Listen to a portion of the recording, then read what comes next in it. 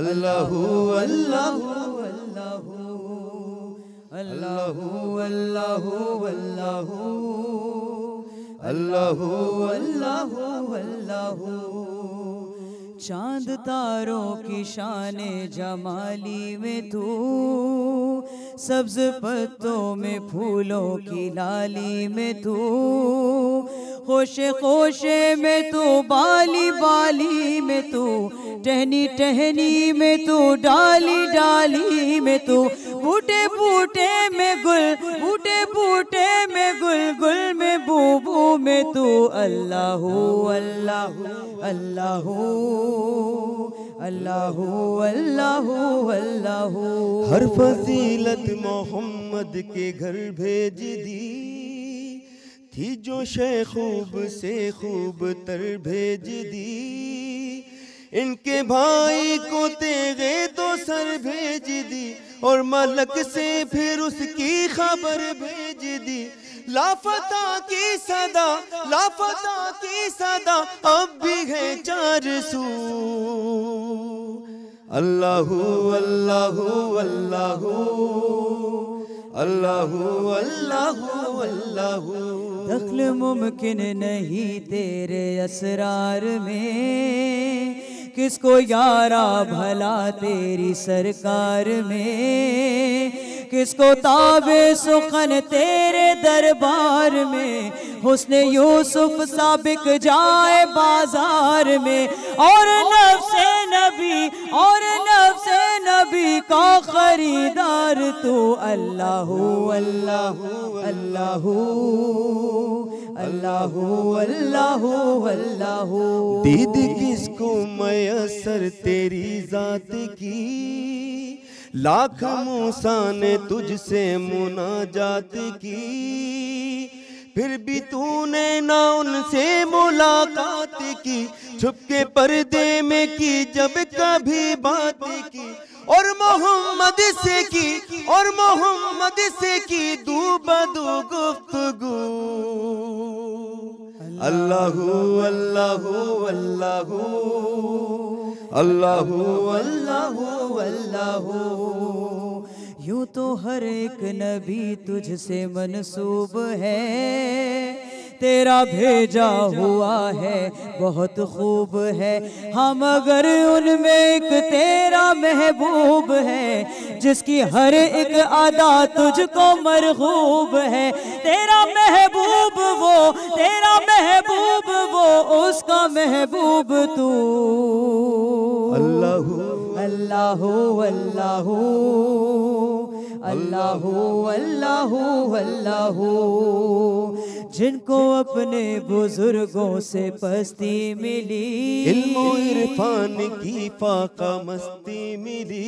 दीनो ईमान की तंग दस्ती मिली, अपने अजदाद से बुत परस्ती मिली।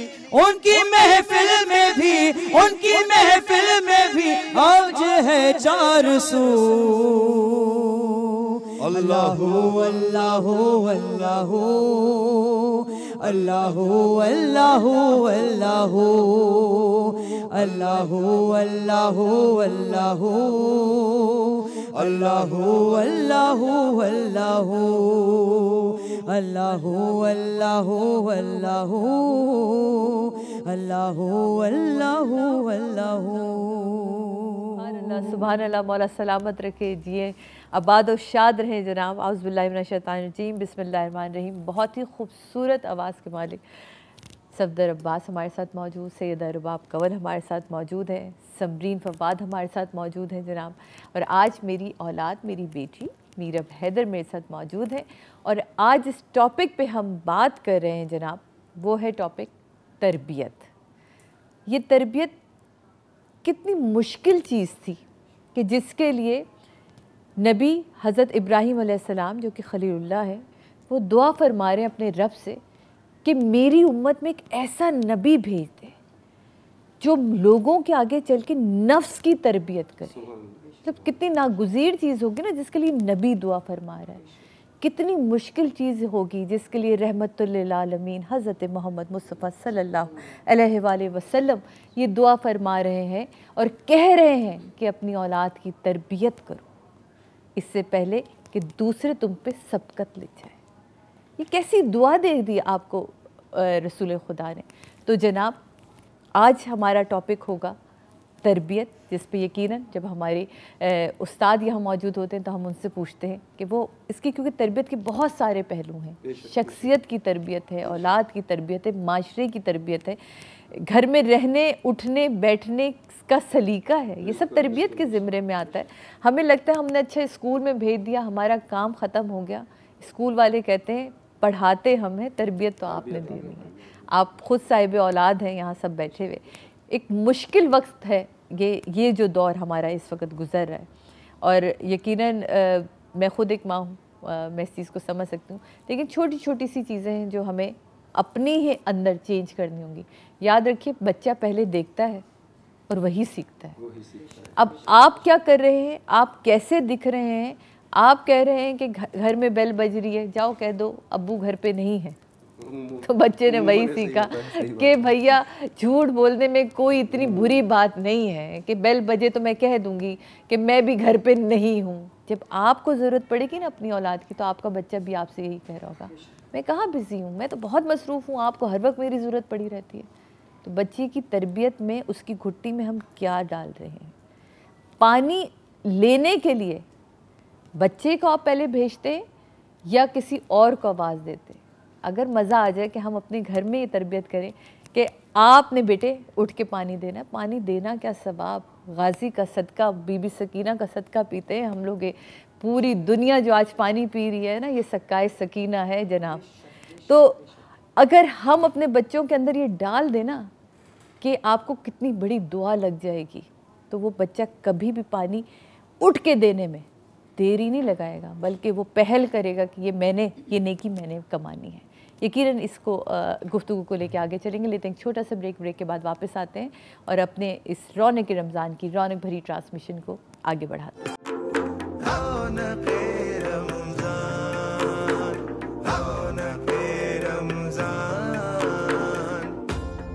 वेलकम बैक नाजरीन, वापस आ चुके हैं रौनक के रमज़ान में, और यकीनन हमारी ये वही सेगमेंट है जिसमें हमने शुरू किया था कुरान स्टोरीज़ समरीन के साथ।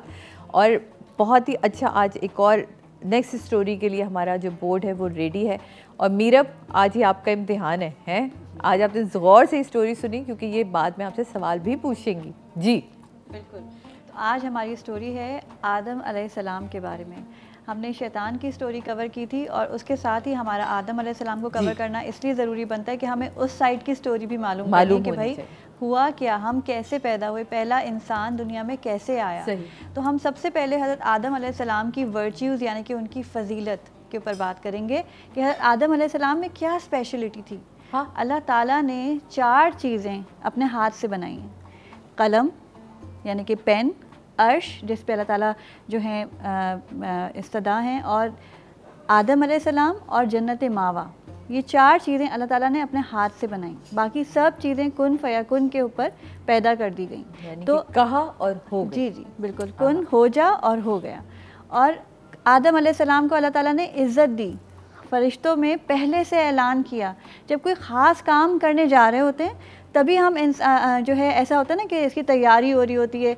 तो ये एक ऐलान हुआ फरिश्तों में कि भाई इन्नी जाइलुन फिल अर्दी खलीफा, कि बेशक मैं बनाने वाला हूँ ज़मीन पर एक खलीफा। तो अल्लाह ताला ने फरिश्तों को पहले से बताया, और आदम अलैहिस्सलाम के लिए ज़मीन से मिट्टी मंगवाई गई, और इस तरीके से आदम अलैहिस्सलाम की तख्लीक का अमल शुरू हुआ। उसको हम तफसील से आगे देखते हैं। लेकिन आदम अलैहिस्सलाम को पैदा होने से पहले ही उनकी तैयारी शुरू कर दी गई। हर चीज़, ज़मीन और आसमान 6 दिन में पैदा किए गए, और आदम अलैहिस्सलाम को अल्लाह ताला ने अपने हाथ से बनाया। ज़मीन से 3 रंग की मिट्टी मंगवाई गई, सियाह, सुर्ख और सफ़ेद, यानी कि रेड, वाइट एंड ब्लैक, और उस सब को मिलाकर गूंद कर इंसान का पहला पुतला बना आदम अलैहिस्सलाम की सूरत में। लाल, सुर्ख और सफ़ेद। जी। कितनी मिट्टियाँ थी बताओ? माइक किधर है? लाल, सुर्ख और सफ़ेद। जी, 3 किस्म की मिट्टी थी। जी। और सियाह, सुर्ख और सफ़ेद, ब्लैक, वाइट एंड रेड। ये अच्छा पॉइंट था सफदर आपका। क्लास में एक्टिव बच्चे हैं आप सफदर। आज सारे बच्चों को एक्टिव होकर के जवाब देने हैं इंशाल्लाह ताला। अच्छा जी, अब आदम अलैहिस्सलाम की क्रिएशन की तरफ आते हैं। अब जब पुतला बना दिया गया तो उसको कुछ अरसे तक के लिए छोड़ दिया गया। कहा जाता है, रिवायात में है कि शायद 40 साल तक वो पुतला ऐसे रखा गया। बहरहाल वो उस वक्त का जो टाइम लाइन था हम इतना नहीं समझ सकते। आदम अलैहिस्सलाम का जब पुतला रखा हुआ था तो फरिश्ते उसके पास से बड़े डर डर के जाते थे, और शैतान इब्लीस है वो भी वहाँ से बड़ा जाता था, तो उसको बड़ी कराहियत आती थी। वो अक्सर उसको ठोकर मारता था और उसमें से आवाज़ आती थी ठक करके, क्योंकि वो अंदर से हॉलो था। तो उसने कहा कि इसके अंदर के इंसान के पुतले के अंदर तो छेद थे, नाक के छेद थे, मुंह का छेद था और कानों के छेद थे, तो अंदर से हॉलो था इंसान। तो वो उसके अंदर मुंह से दाखिल हुआ और उससे निकल गया, और उसने उससे कहा फरिश्तों से कि मैं तो इससे नहीं डरता, तुम लोग क्यों इससे डरते हो? इस इंसान को अगर मैं कभी काबू कर सका तो मैं ज़रूर इसको तबाह कर दूँगा। और शैतान को उस वक्त से जो है इब्लीस को इंसान से दुश्मनी थी। आदम अलैहिस्सलाम को अल्लाह ताला ने जुम्मे के दिन बनाया। अल्लाह ताला नबी सल्लल्लाहु अलैहि वसल्लम की हदीस है कि आदम अलैहिस्सलाम जुम्मे के दिन पैदा किए गए। जुम्मे के दिन जी, जुम्मे के दिन ही जन्नत में दाखिल किए गए, जुम्मे के दिन ही दुनिया की तरफ भेजे गए, और जुम्मे के दिन ही क़यामत आएगी। इसलिए जो बेहतरीन दिन जिस पे सूरज तुलू हुआ वो जुम्मे का दिन है। तो Friday is a very special day, इसको हमेशा याद रखें। अच्छा जी, आदम अलैहिस्सलाम के पुतले को जब अल्लाह ताला ने कहा कि अब मैं रूह फूकने वाला हूँ, तो पहले से फ़रिश्तों को स्टैंड बाय कर दिया कि भाई फ़रिश्तों बस अब जो है वो वक्त आ गया है कि मैं इसमें रूह फूकने वाला हूँ। जैसे ही मैं रूह फूकूँ, आदम अलैहिस्सलाम खड़े हो जाएँ तो तुम उनको सिजदा करना। अब क्या हुआ, अल्लाह ताला ने अपनी रूह फूकी। सबसे पहले रूह मुंह के अंदर गई, सर के अंदर गई। जब सर के अंदर रूह गई तो उनको फ़ौरन से छींक आई। तो फरिश्तों ने उनको सिखाया कि कहिए अल्हम्दुलिल्लाह। तो आदम अलैहिस्सलाम ने क्या कहा? अल्हम्दुलिल्लाह। तो अल्लाह ताला ने उनको जवाब में कहा यरहमुकल्लाह। ये पहला कलाम अल्लाह ताला का और आदम अलैहिस्सलाम की पहली बातचीत हुई। उसके बाद रूह आँखों में गई, उनको जन्नत के फल नज़र आने शुरू हुए। ठीक है, अब देखो सोचें ज़रा कि किस तरीके से एक इंसान के अंदर एनर्जी आती जा रही है। उसके बाद रूह पेट में गई, उनको भूख फील होनी शुरू हो गई। He felt hungry. तो जैसे ही उन्होंने जन्नत के फल देखे और पेट में भूख महसूस हुई, फ़ौरन लपकने लगे, खड़े होने लगे, हालांकि अभी रूह पाँव तक नहीं पहुंची थी। तो अल्लाह ताला ने कहा कि इंसान बड़ा जल्दबाज है। इसी बात पे कहा, क्योंकि अभी आपकी रूह पूरी नहीं आई थी आदम अलैहिस्सलाम के जिस्म के अंदर, लेकिन उन्होंने फ़ौरन कोशिश की कि वो जन्नत के फल तोड़ लें। अच्छा जी, अब फ़रिश्तों ने सिजदा कर लिया, इब्लीस ने नहीं किया। इस कहानी को हम तफसील से कर चुके हैं। बहरहाल इब्लीस को अल्लाह ताला ने जन्नत से निकाल दिया, और वो उस वक्त से आदम अलैहिस्सलाम का सबसे बड़ा दुश्मन हो गया। अब जनाब, आदम अलैहिस्सलाम का कद कितना था? क्या कद होगा उनका? कितने टॉल थे वो? He was 60 feet tall. 60 feet? आज के दौर में अगर आप 7 फ्लोर वाली बिल्डिंग को देखें, एक 7 फ्लोर वाली बिल्डिंग, वो 60 फीट टॉल, एटलीस्ट इतनी हाइट थी उनकी। और उनका कलर कैसा था? क्या बहुत गोरे थे?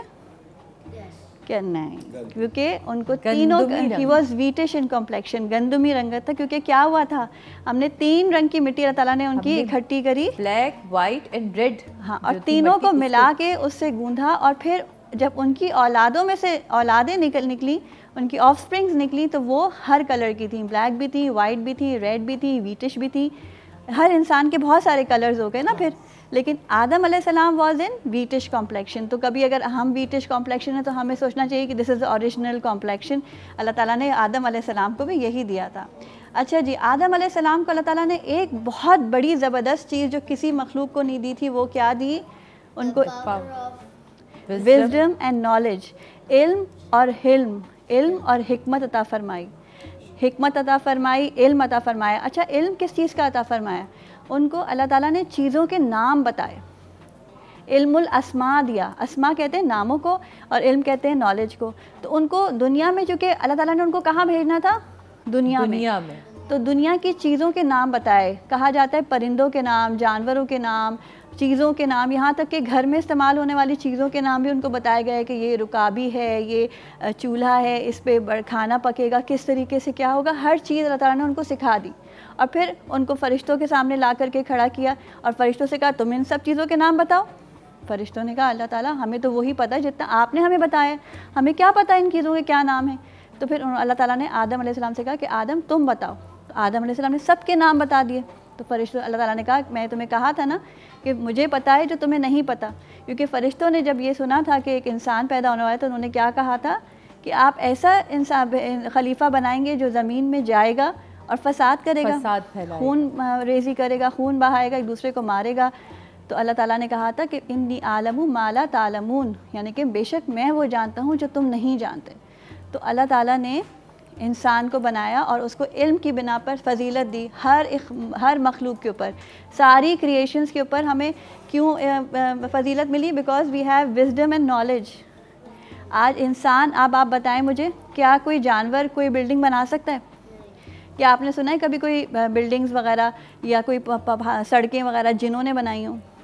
नहीं, सिर्फ इंसान है जिसने दुनिया में जितनी भी तरक्की की, ब्रिजेज़ हो गए, बिल्डिंग्स हो गई, रोड ट्रांसपोर्टेशन हो गई, हर तरह की जितनी भी तरक्की हुई वो इंसान ने की इस दुनिया में। जानवर, हैवानात, जिन्नात, बिल्कुल चांद तक गया, बिल्कुल इंसान गया। जितने भी इस वक्त उसने मेरा ख्याल है कि अब कुछ ही सैयारे रह गए जहाँ कदम रखने रह गए, लेकिन वो इंसान है। और वो इंसान क्यों है? क्योंकि वो अशरफुल मखलूक़ात है। बिल्कुल उसके पास जो है वो इल्म भी है, और हिल्म कहते हैं हिकमत रखने वाले को, सोचने वाले को। लेते हैं एक छोटा सा ब्रेक के बाद वापस आते हैं और अपनी इस गुफ्तगू को आगे बढ़ाते हैं। जनाब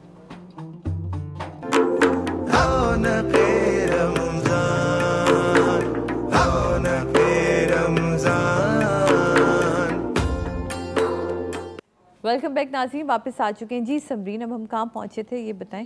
अब हम पहुँचे थे कि उनको इल्म अता फरमाया गया और उनको फजीलत दी गई, हिकमत अता फरमाई गई। और अब जो है हम इस पर आते हैं कि जी शैतान को चूँकि मरदूद कर दिया गया, रजीम बना दिया गया और उसको कहा गया कि तुम आप यहाँ से उतर जाओ। और आदम अलैहिस्सलाम जन्नत में थे और वो अकेले थे, तो अल्लाह ताला ने, वो अकेले थे लेकिन वो अकेलापन बहुत महसूस करते थे जन्नत में। तो एक दिन जब वो सोए तो अल्लाह ताला ने उनकी ही उल्टी पसली से, लेफ़्ट साइड की रिब से हज़रत हव्वा अलैहिस्सलाम को पैदा किया। और जब वो सोकर उठे तो उन्होंने देखा वो उनके पास बैठी हैं। तो उन्होंने कहा तुम कौन हो? तो उन्होंने कहा कि मैं औरत हूँ। उन्होंने कहा कि तुम क्या कर रही हो? तो तुम क्यों आई हो? तो उन्होंने कहा कि मैं, अल्लाह ताला ने मुझे आपकी तस्कीन के लिए पैदा किया है। तो उन्होंने कहा, फ़रिश्तों ने कहा कि आदम तुम्हें इसका नाम पता है? तो आदम अलैहिस्सलाम ने कहा कि इसका नाम हव्वा है। तो उन्होंने कहा इसका मतलब क्या है? तो उन्होंने कहा इसका मतलब है क्योंकि ये जिंदा इंसान से पैदा की गई। बीबी हव्वा से जितनी भी बातें की वो हमें पहचानवाने के लिए की, भाई तुम कौन हो, कहाँ से आई, सारी बातें हमारे लिए की गई। बिल्कुल, ताकि हमें पता चले जब हम पढ़ें कि वो कौन है, क्योंकि वो तो यकीनन सारा इल्म जानते थे। बिल्कुल, उनको ये इल्म दिया गया था कि देखें उनको नाम भी पता था। जब उनसे ये पूछा गया कि ये कौन है तो उन्होंने कहा ये हव्वा हैं। तो उन्होंने कहा हव्वा का मतलब क्या है? तो उन्होंने कहा वो जो एक जिंदा चीज़ से पैदा की गई। तो आदम अलैहिस्सलाम से उनको पैदा किया गया और इस तरीके से आदम और हव्वा दोनों मिलकर जन्नत में रहने लगे। अल्लाह ताला ने कहा कि खाओ पियो, सब चीज़ों तुम्हारे लिए हैं, जन्नत में आराम से रहो। बस एक दरख्त के पास जाने की प्रोहिबिशन की, ममनू करा दिया कि नहीं, मना किया कि वहाँ नहीं जाना। और वो दरख्त जो था उसके बारे में मुख्तलिफ रिवायत हैं। इसराइली रिवायात में, क्रिश्चियंस में ये कहा जाता है कि एप्पल का ट्री था। हमें अपनी जो उससे ऑथेंटिक मिलता है वो होता है कि जी गंदम का वो था। लेकिन वो जो चीज़ भी थी, कुरान ने इसको बहुत क्लियर कहीं अल्फाज में नहीं कहा। इसको हम मुख्तलिफ अहादीस से और इसराइली रिवायात से लेते हैं। लेकिन बात सिर्फ इतनी है कि अल्लाह ताला ने कहा कि इस दरख्त का फल नहीं खाना। अब शैतान को पता चल गया कि अल्लाह ताला ने इनको सारी इजाज़त दी है, बस एक चीज़ की इजाज़त नहीं दी। शैतान ने वहाँ जाके उनके साथ विस्पर्स करने शुरू कर दिए। हमने पिछली दफ़ा कहानी में बात की थी कि शैतान वसवास डालता है, दिल के ऊपर इंसान के आके बैठ जाता है और उसको विस्पर्स करता है और वो उसका सबसे बेस्ट फ्रेंड बन के आता है। वो कहता है मैं तुम्हारा सबसे ज़्यादा खैर ख्वाह हूँ। तो उनके साथ भी ऐसे ही हुआ और उसने कहा कि जो तुम अगर इस दरख्त को, उस फल को खा लोगे तो तुम हमेशा ज़िंदा रहोगे, कभी भी जन्नत से निकाले नहीं जाओगे और ये तुम्हारे लिए बहुत अच्छा होगा अगर तुम इस दरख्त का फल खा लो।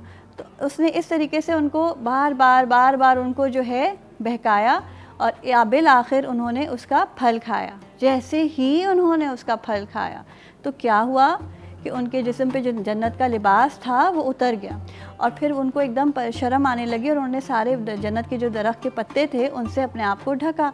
और फिर अल्लाह ताला की आवाज़ आई कि क्या मैंने तुमको मना नहीं किया था कि तुम उस दरख्त का फल नहीं खाना? और क्या मैंने तुमको बताया नहीं था कि शैतान तुम्हारा खुला दुश्मन है? उन्होंने कहा जी अल्लाह ताला, लेकिन अल्लाह ताला को फिर उस वक्त बहुत नाराज़ हो गए। अल्लाह ताला ने कहा बस अब उतर जाओ तुम सब के सब। कहाँ चले जाओ? कहाँ जाना था उनको उतर के? नहीं, दुनिया में आना था ना। हमारा तो मिशन अर्थ था ना, man was made for the mission Earth पे हमने आना था।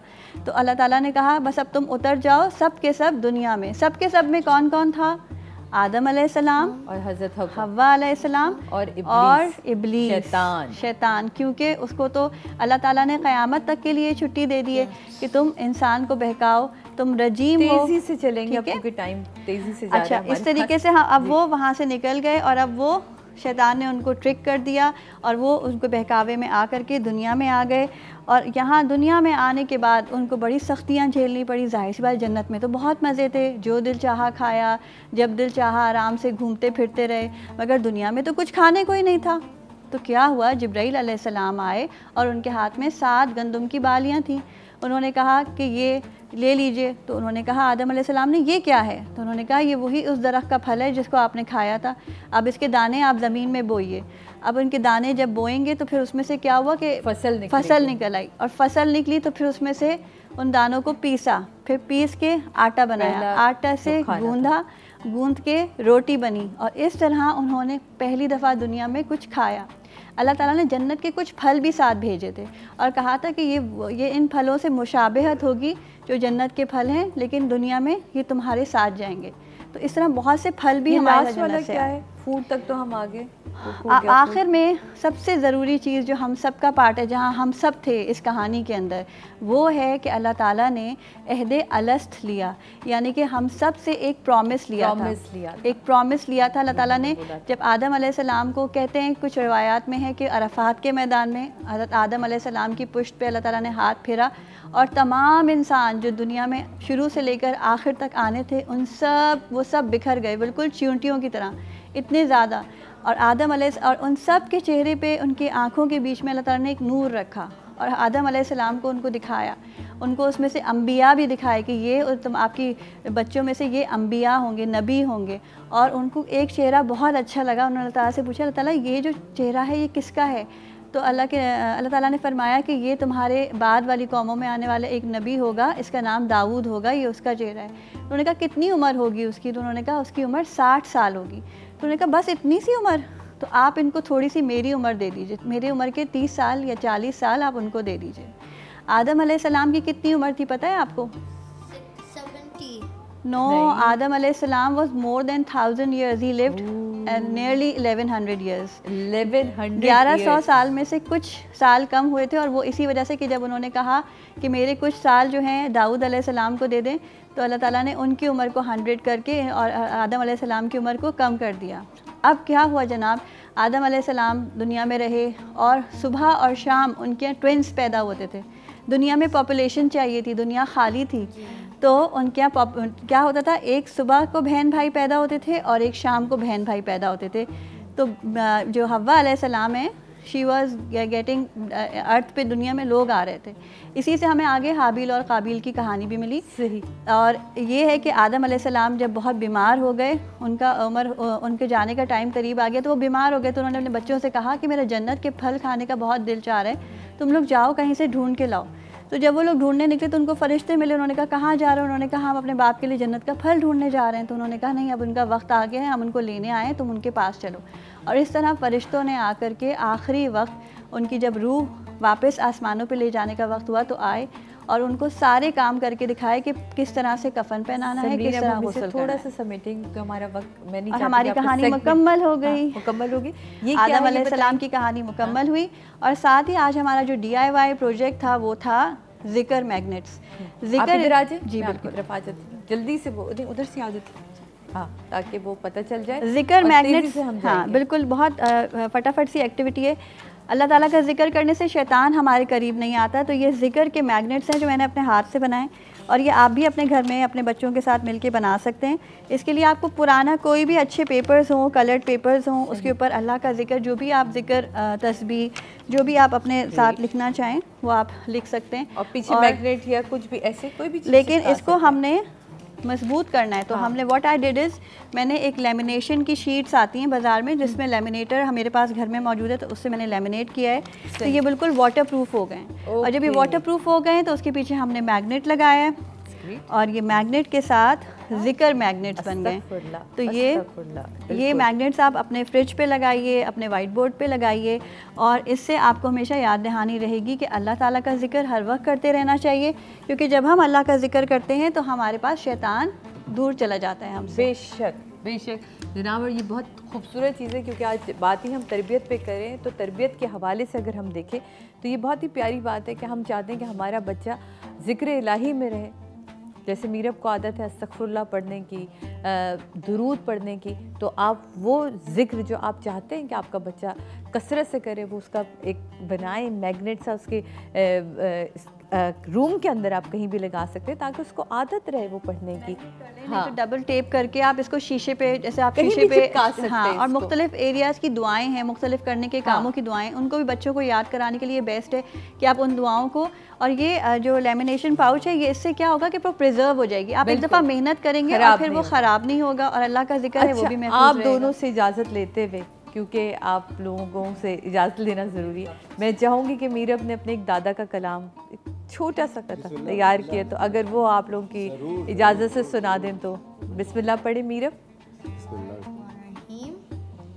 ना तुमको हो कुछ जुबान से लेकिन तुम्हारा दिल तो ये कह रहा है अरे अली है फातेह, अली है गालिब, अली का रुतबा बता रहा है कि साफते दिल की दूर करके मुहाज़े वालों से जाके पूछो अरे कौन फतह हो ज़फ़र की खातिर अली का नारा लगा रहा है, अली का नारा लगा रहा है।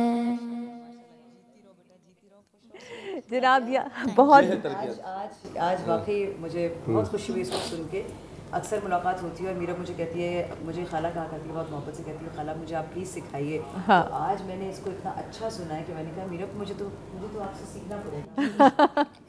ये आपकी मोहब्बत है जनाब। यहाँ लेते हैं एक छोटा सा ब्रेक के बाद हमारे साथ हमारी यकीनन हमारी उस्ताद यहाँ मौजूद होंगे और हम यकीनन इस टॉपिक को आगे लेके चलेंगे जो आज हम तरबियत पे बात कर रहे हैं। समरीन बहुत बहुत शुक्रिया आपका और Meerab thank you so much आपका, आपके आने का। जनाब छोटा सा ब्रेक के बाद वापस आते हैं।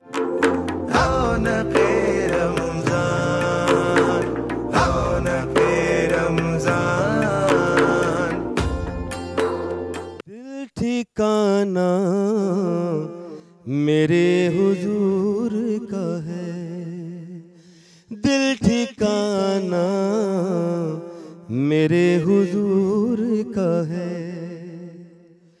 फूल कलियां बहार का मौसम, मुस्कुराना मेरे हुजूर का है, मुस्कुराना मेरे हुजूर का है। उग रहा है इन्हीं के सदक़े में दाना दाना मेरे हुजूर का है, दाना दाना मेरे हुजूर का है। बिल्कुल कि मुर्तज़ा फातिमा हुसैन हसन ये घराना मेरे हुजूर का है, ये घराना मेरे हुजूर का है। और नूरे ज़हरा से जो मुनव्वर गए आशियाना मेरे हुजूर का है, आशियाना मेरे हुजूर का है। और ये ज़माना या वो ज़माना हो, हर ज़माना मेरे हुजूर का है, हर ज़माना मेरे हुजूर का है। जो तुम्हें आसमान लगता है, शामियाना मेरे हुजूर का है, शामियाना मेरे हुजूर का है। दिल ठिकाना मेरे हुजूर का है। सुभान अल्लाह, सुभान अल्लाह। जिए जिए मौला सलामत रखे, आबाद व शाद रखे आपको। जिक्र करने वालों को मौला इसी तरह आबाद व शाद मुस्कुराते चेहरों के साथ रखे, इलाही आमीन।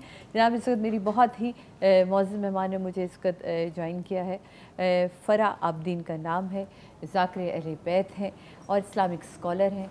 यकीनन ये हमारी बहुत रहनुमाई करेंगी हमारे इस आज के मौजू के हवाले से। इनको सबसे पहले खुशामदीद कहते हैं। अस्सलाम वालेकुम, कैसी हैं आप फ़रा? जी मौला का करम है, बिल्कुल ठीक ठाक। आज का मौजू जैसे कि हमारे तो पूरा जो टॉपिक इस ट्रांसमिशन का है वो है इंसान और इखलाक, और उसके अंदर ही सारी चीज़ें कैद हो जाती हैं। और आज भी जो टॉपिक हमने रखा तरबियत, तो तरबियत के हवाले देखे जाएँ तो बहुत सारे हैं।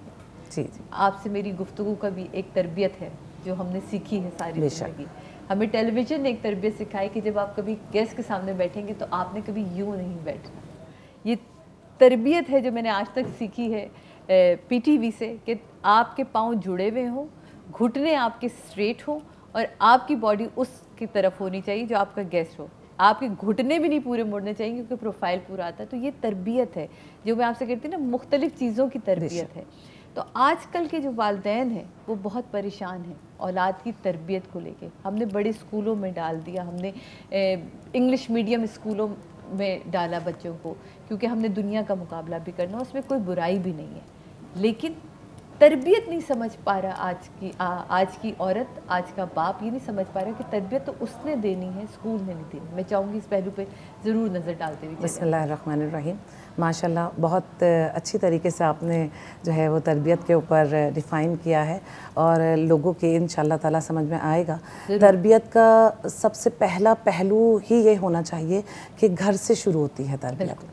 और तरबियत का पहला पहलू ये है कि ऐन शरीयत के मुताबिक अगर हम अपने बच्चों की तरबियत स्टार्ट करेंगे, शुरू करेंगे, अखलाकियात हैं, अहकाम हैं, अकायद हैं, उसकी बिना पर अगर हम अपने बच्चों की तरबियत करेंगे तो वो माशरे को फेस भी कर सकेंगे और वो बेहतरीन माशरा बनाएंगे। हमारे यहाँ जैसे कहा जाता है कि तरबियत बच्चों की जाती है, तरबियत बच्चों की नहीं की जाती, अपनी की जाती है। बच्चा देख रहा होता है, बच्चा तो देख रहा होता है, बच्चा तो आपसे सीखता है, जो आप करते हैं वो बच्चा करेगा। और तरबियत बच्चे के आने के बाद नहीं होती है, बच्चे का इस दुनिया में आने से पहले तरबियत शुरू हो जाती है। जो माँ कुरान पढ़ती है वो सुन रहा होता है, रहमे मादर में कर रही है, वो सब देख रहा है। बेशक माशाल्लाह माशाल्लाह, रहमे मादर में, शिकमे मादर में। और अल्लाह ने तो इतना बेहतरीन इंतज़ाम किया है इस तरबियत का कि कहा कि सिर्फ शिकमे मादर में नहीं बल्कि उस वक्त से तैयारी करो औलाद की तरबियत की कि जब तुम शादी का इरादा कर रहे हो, सुभान अल्लाह, जब तुम अपना हम सफ़र चुन रहे हो। अगर कोई मस्तूर है, कोई औरत है और अगर वो अपने लिए किसी हम सफ़र का इंतखाब कर रही है तो देखे कि वो मर्द कैसा है, और अगर कोई मर्द किसी मस्तूर का इंतखाब कर रहा है तो वो देखे कि औरत कैसी है। सुभान अल्लाह। इसलिए कि जब बेस अच्छी होगी तो बेशक औलाद भी बेहतरीन होगी, आगे तरबियत के मराहिल अच्छी तरीके से तय होंगे। यकीनन हम इसी आज सिर्फ औलाद की तरबियत को ही लेके नहीं जाएंगे, यकीनन हम इसको आगे भी लेके चलेंगे जनाब। लेकिन यहाँ मुझे ऐसा लगता है कि ये जो बड़ी खूबसूरत आपने बात करी ना, जब पहले नुक्ते से जब आपकी तरबियत शुरू होती है तो यकीन माने, फिर जो कल मैंने आपसे बात की थी वो फिर मैं दोबारा दोहराती हुई वो बात चलूँगी कि एक मोहब्बत के काफ़िले में नहीं थे, आखिरी मोहम्मद के काफ़िले में हम ज़रूर हो सकते हैं, लेकिन सिर्फ हमारी तरबियत का फुकदान है जो हमारे इमाम को हमारे सामने नहीं ला रहा, वरना वो तो सामने है जो हम देख नहीं पाते। तो यकीन जानिए अपनी तरबियत को बेहतर करते जाइए और इस फ़िक्र को बढ़ाते जाइए कि मुझे आप जैसा बनना है, मुझे वो बनना है जो आप चाहते हैं, मुझे वैसा बना दीजिए जैसा आप चाहते हैं, ताकि मैं आपके काफ़िले में शामिल हो सकूँ, 313 में शामिल हो सकूँ। लेकिन लेते हैं जनाब एक छोटा सा ब्रेक के बाद वापस आते हैं।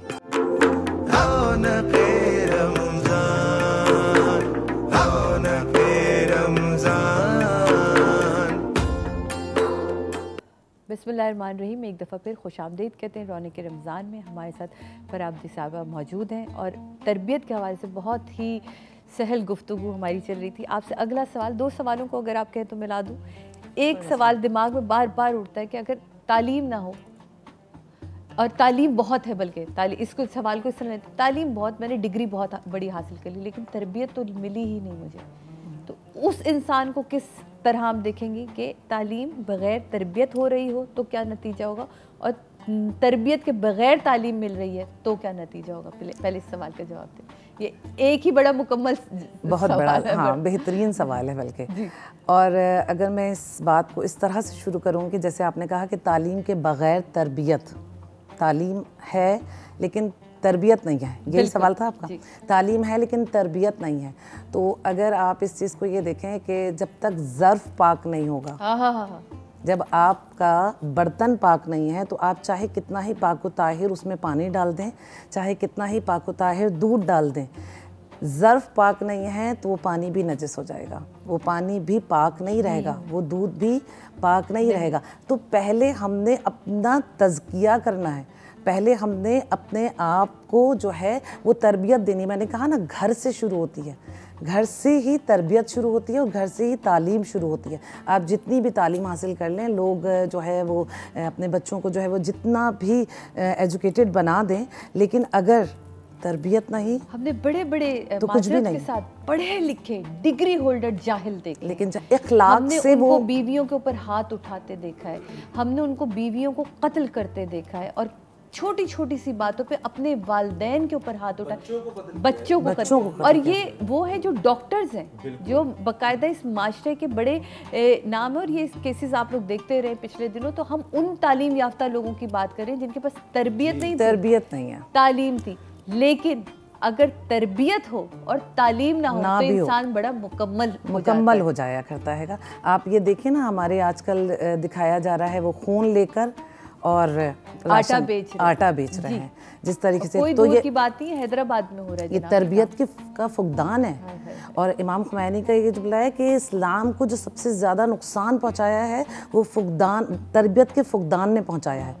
अगर तरबियत सही होती तो आज माशरा जो आज हमें नज़र आ रहा है वो इस तरह से नज़र नहीं आता। मिसाल जब मुझे ऐसे दिखती हूँ, तारीख़ का मुताला बहुत करती हूँ, तो मुझे लगता है कि जब रसूल खुदा ने नबूवत का ऐलान नहीं किया तो उस वक्त जो लोग कहते हैं ना, बड़ा अच्छा, उस दिन आगा साहब भी कहते कि जहालियत नहीं थी भाई, शेर व शायरी करते थे, क्या अच्छी बुलंद उनका मुकाम होगा, जो फसीह व बलीग अरबुन लिसान थे, है ना, लेकिन क्या फुकदान का तरबियत का फुकदान, वो जो जहालत थी वो तरबियत की जहालत थी कि किसी ने उनको सही और गलत के बारे में ही नहीं बताया ही नहीं। तो इसलिए रिसालत ने जब ऐलान किया और वो लोग जो रसूल खुदा के ख़िलाफ़ हुए और बाद में उन्होंने उसको कबूल किया जनाब। तो अब यहाँ आते हैं एक चीज़, जब बात रसूल खुदा की हुई तो अहले बैत का जिक्र बड़ा लाजिम है कि अहले बैत ने तरबियत के हवाले से क्या अमली नमूने हमारे लिए जो है नक्श किए हैं। वो प्लीज़। बहुत खूबसूरत सवाल है ये, और इसके लिए मैं सबसे पहले अपनी बीबी सैयदा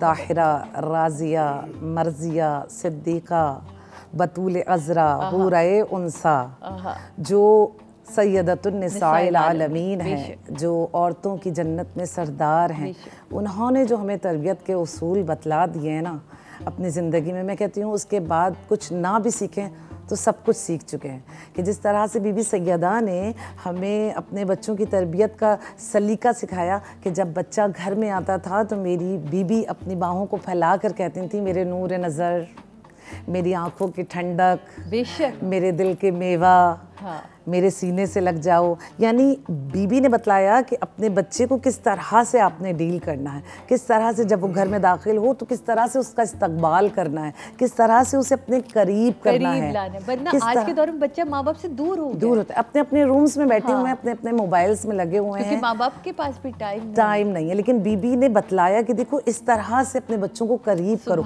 और सिर्फ ये नहीं कि सिर्फ कह दिया कि मेरे नूरे नज़र मेरे दिल के में, बल्कि कहा बीबी ने कि आओ मुझे बतलाओ कि कहाँ गए थे, कहाँ गए, क्या किया, क्या सुना, आज नाना का कौन सा खुतबा सुना। और बड़े बाकायदा आराम से बैठकर मौला हसन मौला हुसैन सुनाया करते थे। और जब मेरी बीबी ने अपने शौहर नामदार अली मुर्तज़ा मुश्किल कुशा शेर खुदा को बतलाया कि मुझे मेरे बच्चे आकर बतलाया करते हैं कि नाना ने क्या खुतबा दिया, तो कहा कि मैं भी सुनना चाहता हूँ। देखिए ये तरबियत है। और इसमें एक और पहलू आपको नजर आएगा कि एहतराम, बात की अहमियत कितनी अहमियत है। और इसमें एहतराम बड़ों का जो इखलाक से जो लोग ख़त्म हो चुके हैं, इखलाक है ही नहीं अब दुनिया में। कहते हैं मौला अली छुप कर बैठ गए और जब मौला हुसैन ने अपना खुतबा नाना का बताना शुरू किया तो उनकी ज़बान में कहीं कहीं लुकनत आने लगी, यानी कि वो कुछ अटकने लगे।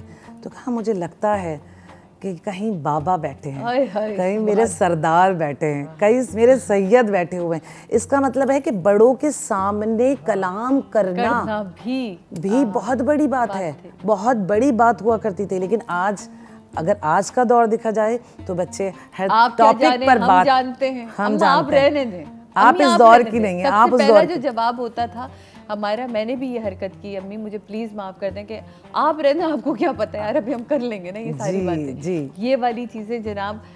यकीनन इस पे हम बात करेंगे, लेकिन मैं चाहूँगी कि रुबाब यहाँ है, एक ज़िक्र हो और उसके बाद बड़ी ही खूबसूरत मौला अली के जो 21 साल तरीक़ा कार ज़िंदगी है ना, वो मैंने आपको बताना है। वो बड़ा ही खूबसूरत उन्होंने बच्चे को बताया कि 21 साल तक आपने कैसे बच्चे को पाल के बड़ा कर देना है। जी सादिया, इतनी बेहतरीन गुफ्तगू कि मैं आपकी यकीनन गुफ्तगू में महव हो गई।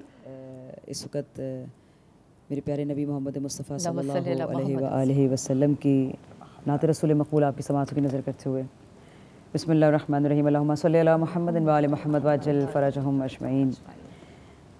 आपकी शान है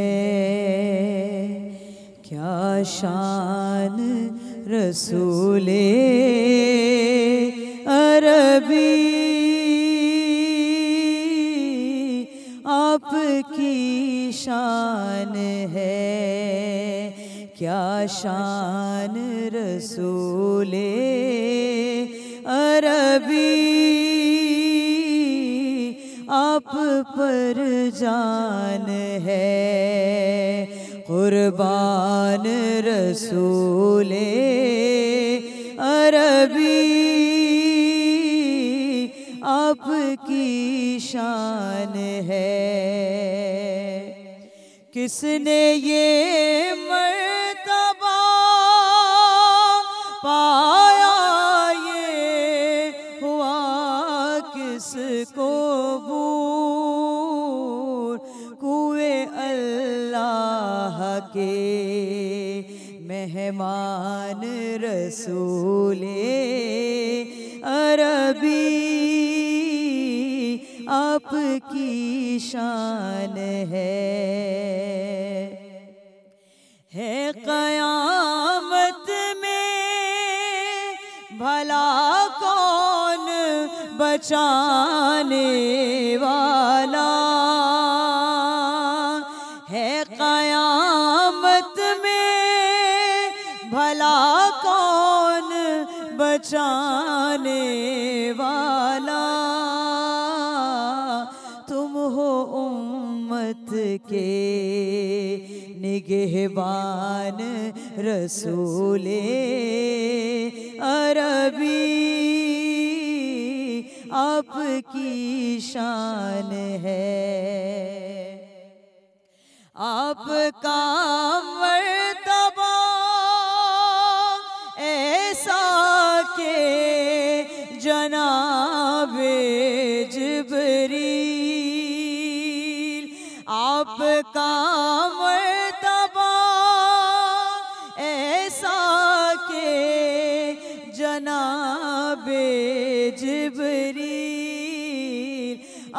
आपके दर के हैं दरबान रसूले अरबी, आपके दर के हैं।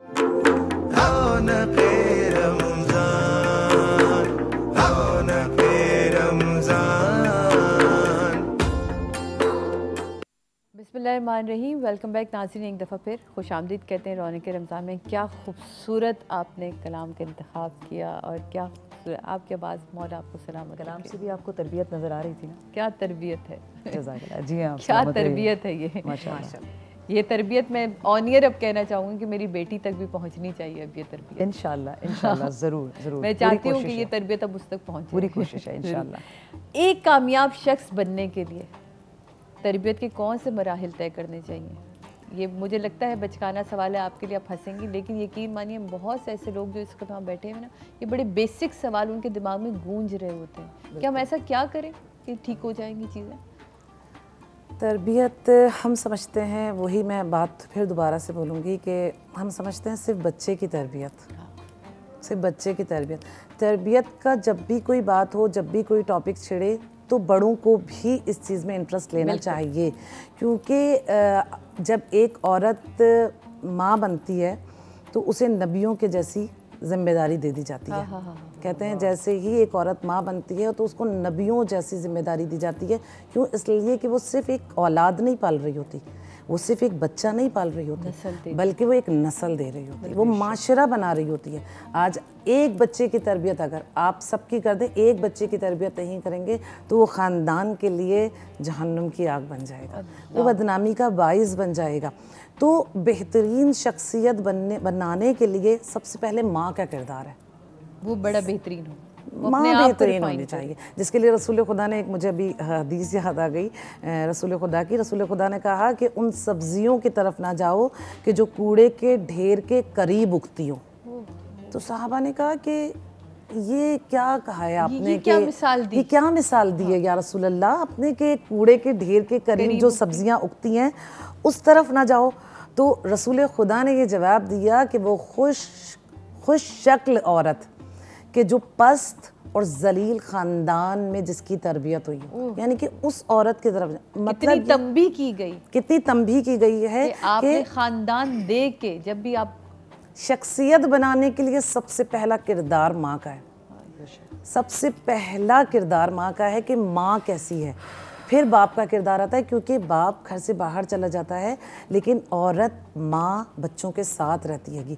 और बाहर का किरदार यानी कि बाहर की शख्सियत, बाहर जो भी मर्द जा रहा है, जो भी औरत जा रही है, वो बनाने वाली। कि जब भी तुम अपने दिल में हमारी मोहब्बत की ठंडक महसूस करो तो अपनी माँ के हक में दुआ करो। बेशक माँ, तो माँ का इतना किरदार होता है तरबियत में कि माँ ही बताती है कि आपको किस तरह का बनना है। और इमाम का नाम आया है तो इमाम का ही एक कॉल मेरे पास भी, मुझे भी याद आ रहा है कि इमाम ने कहा कि तुम हमारे लिए ऐसा अमल ना करो कि तुम हमारे लिए बाइस ज़िल्लत बन जाओ, तुम ऐसा अमल ना करो कि हमारे लिए बाइस शर्मिंदगी बन जाओ, तुम हमारे लिए बाइस फरहत बनो, यानी कि ऐसा अमल करके दिखलाओ, ऐसी शख्सियत दुनिया में कहीं जाओ तो पता चलना चाहिए कि तुम हमारे मानने वाले हो, बड़े तुम हमारे चाहने वाले हो। मौला कायनात मुश्किल कुशा अली ने दिए 21 साल आपने बच्चा पाल के कैसे बड़े करना है, मौला ने बड़े, मैं बहुत खूबसूरत अंदाज, उसको आप जरूर, मौला ने पूरी जिंदगी को इस चीज के अंदर कैद कर दिया, सिर्फ इस एक छोटी सी बात के अंदर। 21 साल, 7 साल तक आपका बच्चा मासूम है, बादशाह है, शहजादा है, उसको बादशाह बना कर रखिए। मासूम आइमा है, मासूम खुदा है, मासूम इमाम है, मासूम नबी है। बच्चे को भी ये पता चले कि बात सुनना कितना इम्पोर्टेंट है ना, क्योंकि आप उसकी बात सुन रहे हैं 7 साल तक आप उसको सुन रहे हैं, उसको आपने बादशाह बनाया हुआ है, मासूम है, वो उससे कोई गुनाह सरजद नहीं हो रहा, इसलिए वो मासूम है। जैसे वलीउल्लाह, जैसे इमाम है, जैसे आइमा है, जैसे नबी है, जैसे खुदा है, वो मासूम है। इसी तरह से बच्चा 7 साल तक मासूम है, आपने उसकी सुननी है, उसकी माननी है, है, उसके सामने झुकना है एक तरह से। अगर वो पानी भी मांगता है तो आप उसको आपको देना है, क्योंकि वो हमारा बादशाह है। इस वक्त हम उसके नौकर बने हुए हैं, उसके गुलाम है। नौकर उस सेंस में नहीं कह रही हूँ कि माँ बाप नौकर नहीं बनते, ये तरबियत है, तरबियत का हिस्सा है। 7 साल से 14 साल तक, अब 7 साल वो पूरे हो गए, वो बादशाह रहा। अब 8वां साल शुरू हुआ और 8 से 14 साल तक की उम्र में अब क्या करेंगे? अब उसको आपने अपना, अगर वो सही जुमला बोलूं तो गुलाम बना लेना है, नौकर बना लेना है। यानी कि जो आप कहेंगे वो माना जाएगा। आपको उसको मस्जिद भी लेकर जाना है, कहें चलें, वो आपको इनकार नहीं करेगा, ना नहीं करे, और अगर करे भी तो वो आपका नौकर है, वो आपका इस वक्त गुलाम है। जो आप चाहेंगी वो होगा। तो वो अगर किसी चीज़ से, वैसे तो आपने जब 7 साल उसको बादशाही उम्र दी है ना, तो वो कभी भी इनकार नहीं करे, क्योंकि आपने उसको 7 साल दिए, सिखा दिया कि तुम्हारे माँ बाप ने तुम्हारी सुनी। अब अगले 7 साल वो आपकी सुनेगा, आपको उससे हर काम कराना है। तेजी से जाऊंगी, ब्रेक की तरफ जाना है। अगले 7 साल अगले 7 साल जो है वो आप उसको अपना वजीर बना लें, आप उसको अपना मुशीर बना लें, आप उसको अपना दोस्त बना लें, उससे मशवरा करें, उसकी शख्सियत पता चलना चाहिए, उसको पता चलना चाहिए मैं भी कुछ हूँ, मेरी भी कोई अहमियत है मेरी। और अगर इसको इस नज़र से देखिए ना जनाब, 7 साल आपने एक बच्चा जो है वो बादशाह की तरह उसको पाला, उसके बाद आपने उसको एक गुलाम की तरह पाला, उसको एहसास दिलाया कि तुमने भी सुनना है, तुम्हें भी सुनने की आदत होनी चाहिए। फिर जब आपने उसे अपना मुशीर बनाया तो आपने एहसास उसे ये दिला दिया कि जब जिम्मेदारियां उसके ऊपर पड़ेंगी ना, 21 साल के बाद जब जिम्मेदारियां बढ़ेंगी उसके ऊपर, तो उसको पता होना चाहिए कि जिम्मेदारियां मैंने उठानी कैसे, कुव्वत फैसला होगा। और एक जुमला मैं इसमें और सॉरी ऐड करना चाहूँगी, 21 साल के बाद मौला ने कहा है कि बच्चे को आज़ाद छोड़ दो, फिर आपकी तरबियत बोलेगी। सुभान अल्लाह। फिर उसके डरने की ज़रूरत नहीं है कि वो 21 साल के बाद कहीं चला जाएगा या बिगड़ जाएगा। 21 साल तरबियत करें, उसके बाद उसको आज़ाद छोड़ दीजिए, फिर आपकी तरबियत बोलेगी। दुनिया में इतने रिश्ते हैं, आखिर एक ही रिश्ते पे इतना फोकस क्यों है कि तमाम दुनिया में जो है वो एक ही ऐसा रिश्ता है कि जिसकी तरबियत जो है वो ता क़यामत बोलेगी, वो है हस्ती माँ की। तभी तो मौला अली ने फरमाया है कि अपने लिए बीवियाँ नहीं, अपने बच्चों की माएँ तलाश करो। माओं पे फोकस है, क्योंकि वो एक माशरा तरतीब दे रही है, तश्कील दे रही है। वो कौन है? एक औरत बहैसियत माँ। सुभान अल्लाह, सुभान अल्लाह जनाब, बहुत खूब। यहाँ लेते हैं एक छोटा सा ब्रेक के बाद वापस आते हैं।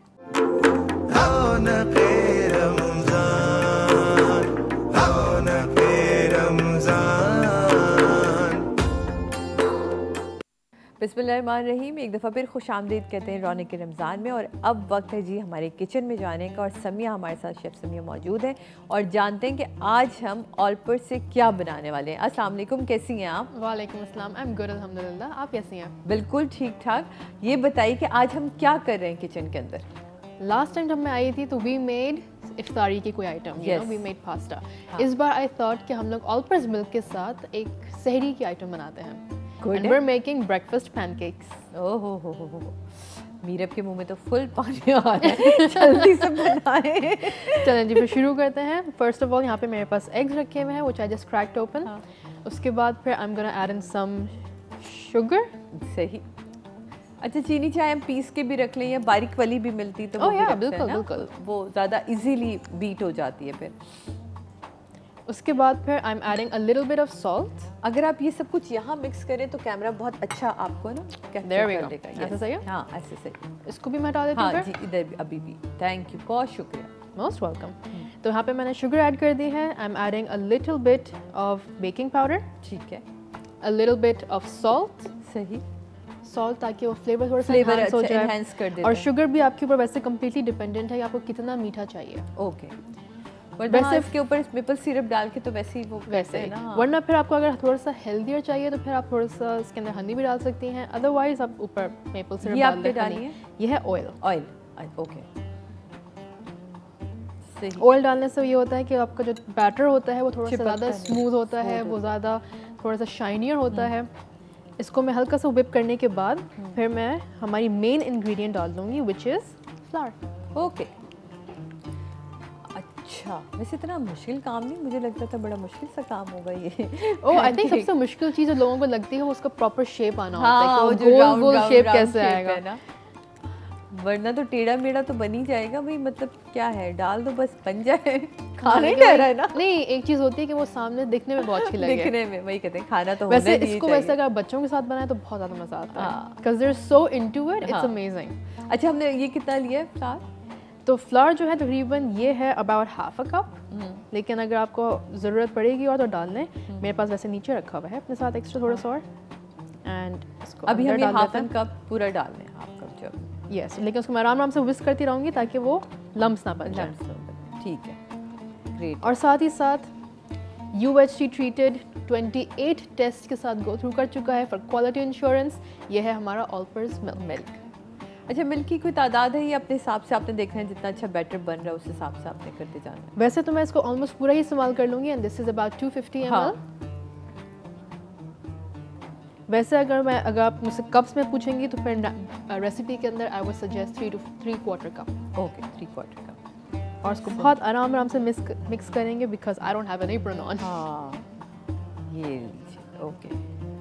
अच्छा, हमने आपको जो दिया है ना वो छोटा भी दे दिया है, हमारी भी गलती हो गई है, हमें आपको थोड़ा बड़ा वाला बोल देना चाहिए, पर कोई नहीं, आप इट्स ऑलराइट।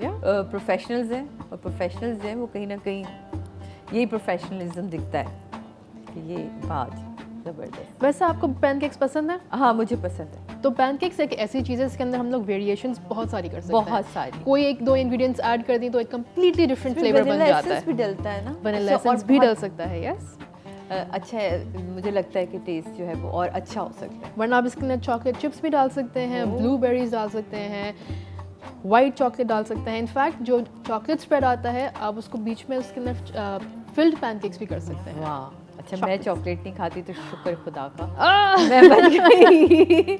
मीरा बहुत शौक से खाती है, तो उसको उनको होता है कि उनका ना मैं सम टाइम वो बनाती हूँ वो ब्रेड के साथ ना, तो उसमें उनको जो है डबल सैंडविच करके और फिर वो बना के उनको इस टाइप की चीज़ें। I used to love these when I was a child, है ना, वो बहुत मज़ा आता है वो करने में। उनको पैनकेक्स पसंद है? वैसे मीरा को पैनकेक पसंद है। हाँ, मीरा को पैनकेक। तो आपसे कितनी दफ़ा बनवाती है कि मामा मुझे ये खाने का? नहीं, वो हफ्ते में 2-3 दफ़ा बन जाता है हमारे यहाँ पैनकेक। हाँ, तो आप नहीं खाती शौक से? नहीं, मैं खाती हूँ, बट मैं चॉकलेट के बिना खाती हूँ, मुझे चॉकलेट नहीं चाहिए, मुझे एक जर्नल सा बस पैनकेक मिल जाए। मुझे एक्चुअली मेपल सिरप पसंद है। I love maple syrup too। इसका जो फ्लेवर है जो बहुत फ्लेवर है ना, वो बहुत मजे का है, तो इसलिए। ठीक है, तो ये ऑलमोस्ट हो गया है। इसको मैं थोड़ी देर के लिए यहाँ पे रेस्ट पे रख रही हूँ। मीनवाइल जो है हम लोग अभी इस चूल्हे को ऑन करते हैं। थोड़ी देर मैं इसको कर दूँ कुछ? Oh sure. हाँ, लाइए यहाँ थोड़ा जिसका। ओह, शी इज हेल्पिंग मी। तो मैं जब तक चूल्हे को हल्का सा ऑन कर देती हूँ ताकि गर्म होना शुरू हो जाए।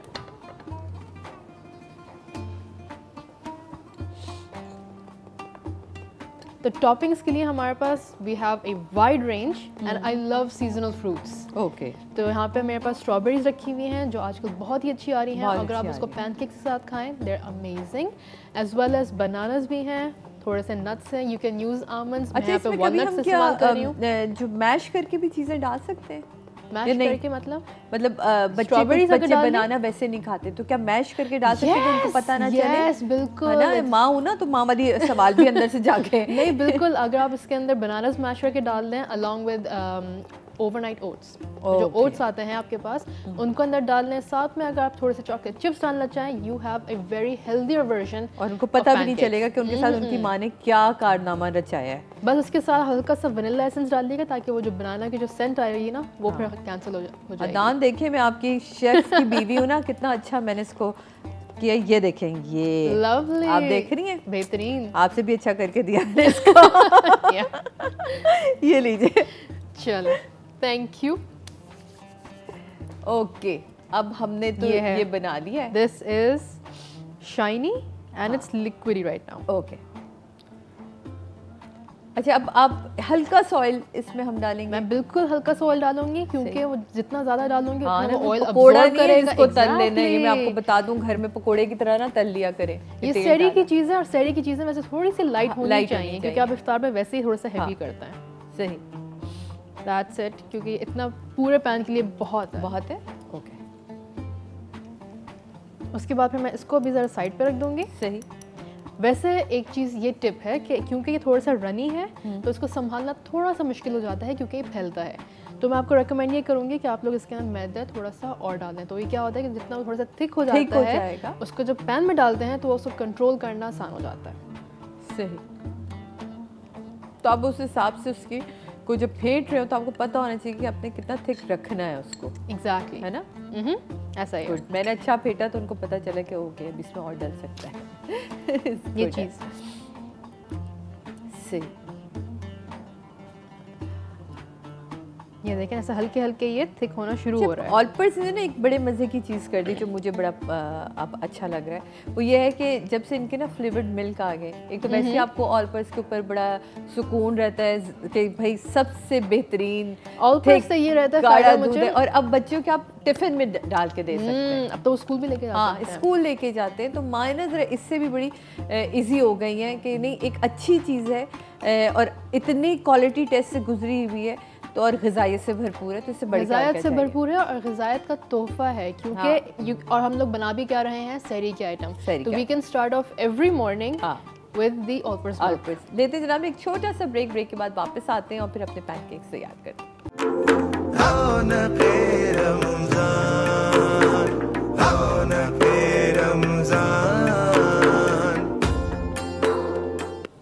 वेलकम बैक नाज़रीन, वापस आ चुके हैं रौनक के रमज़ान में और इस वक्त हमारी शेफ़ समिया बना रही हैं ज़बरदस्त किस्म के पैनकेक बन रहे हैं और पहला पैनकेक अब डल चुका है।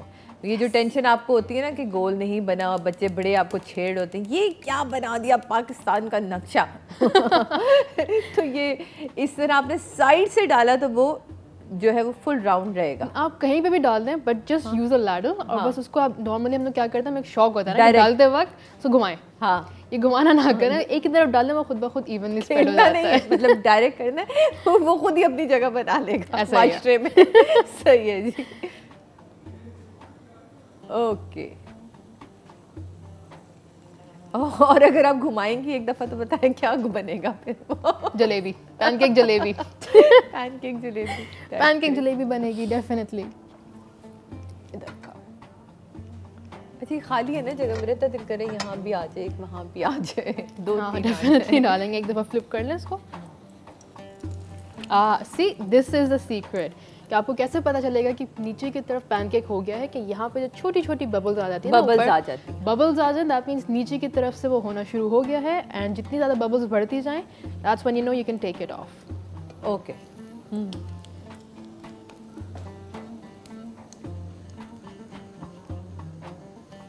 ओके ओके, हो गया, परफेक्ट हो गया।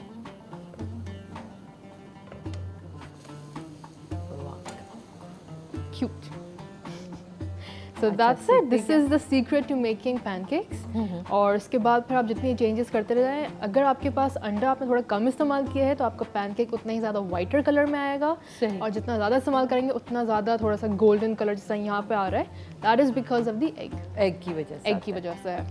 अच्छा, ये जो फ्लफ़ी हुआ क्योंकि हमने बेकिंग सोडा डाला हुआ था तो उसकी वजह से वो फ्लफ़ी भी हो जाता है। प्लस आपको लोग जितना छोटा पैन इस्तेमाल करेंगे लाइक एग्जैक्टली उसी साइज का उतना ज़्यादा आपको और मोटा बनता है, मोटा एंड थिक, और वो उसी हिसाब से आपने उसको जब आप डालेंगे तो वो सेम ही साइज लेगा। एग्जैक्टली, क्योंकि ये बड़ा है तो और वो हल्का सा सेंटर में से हॉलो भी है, व्हिच इज़ व्हाई कि वो यहाँ पे सिर्फ फैलते हुए आ रहा है। सही। और देख लीजिए स्क्रीन पे रेसिपी चार्ट भी चल रहा है ताकि आप लोग एक एक चीज़ लिख भी सकें। तो क्या क्या आपको कोई प्लेट चाहिए? मैं निकाल, मेरे पास प्लेट है यहाँ पे, मैं निकाल लेती हूँ। Okay, great. Here we are.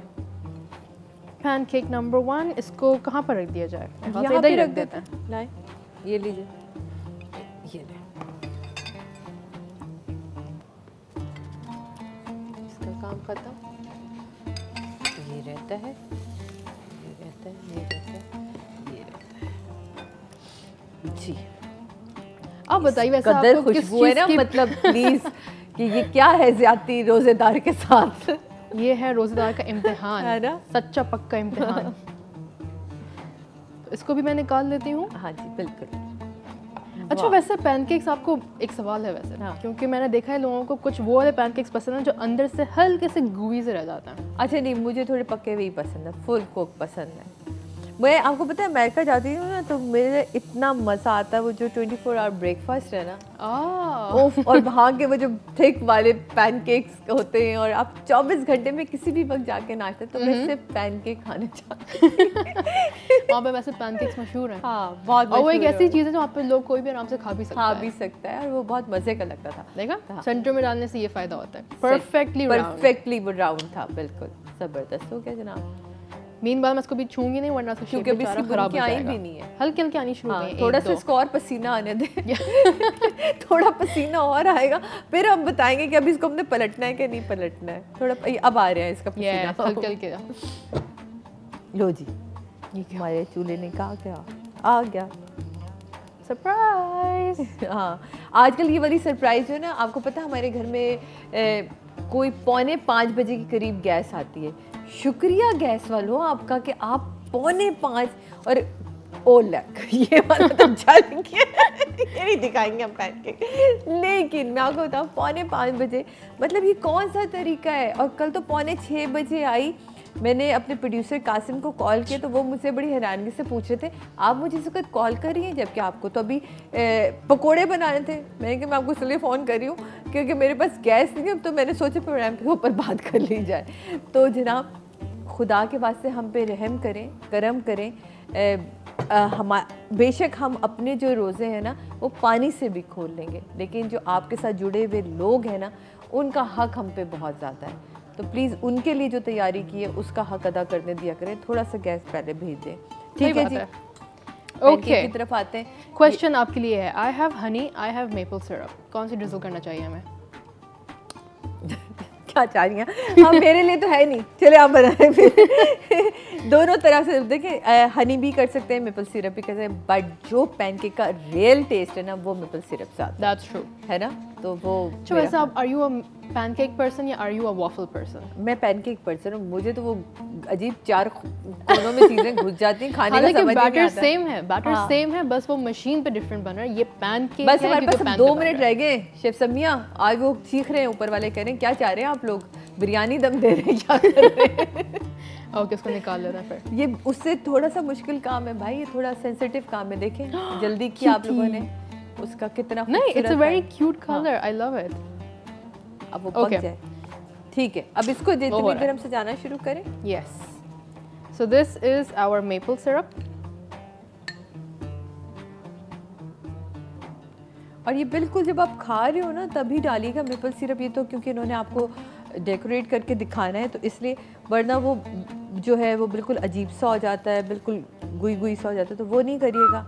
Wow beautiful, ठीक है। एग्जैक्टली, वो थोड़ा सा सॉगी सा हो जाता है, तो सॉगी नहीं करने देना है, अलग से आपने रखना है maple syrup. There we go, a little bit of maple syrup. और जब इस सारी गंदगी जो नहीं आप जब खाना आप बना रहे होते हैं तो चिप चिप कर रहा है, मेपल सिरप लग गया, सारी चीज़ें हो गई, तो फिर आपने क्या करना है, आपने डिटॉल से जाके ना अपने हाथों को वॉश करना। और डिटॉल ने तो अब ज़बरदस्त एक काम किया, वो है मेंथॉल का जो आया ना डिटॉल, उससे तो काफ़ी देर तक हाथ पाँव ठंडे ही रहते हैं।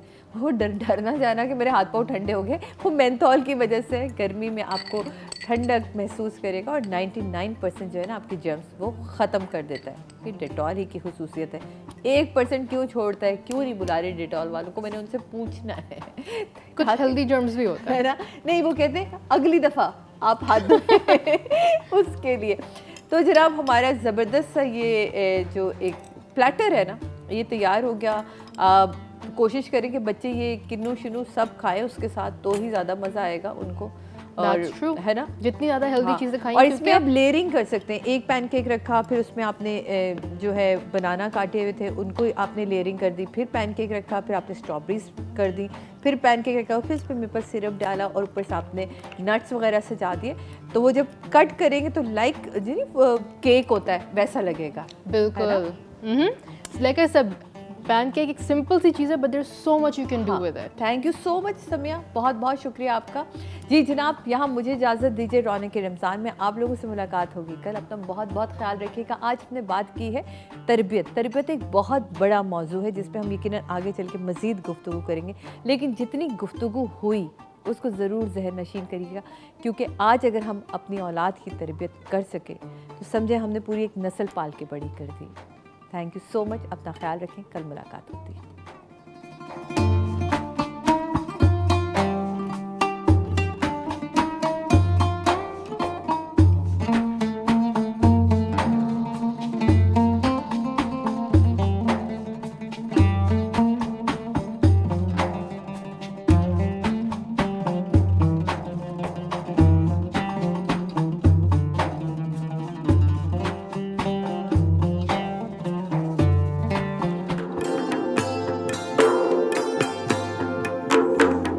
रौनक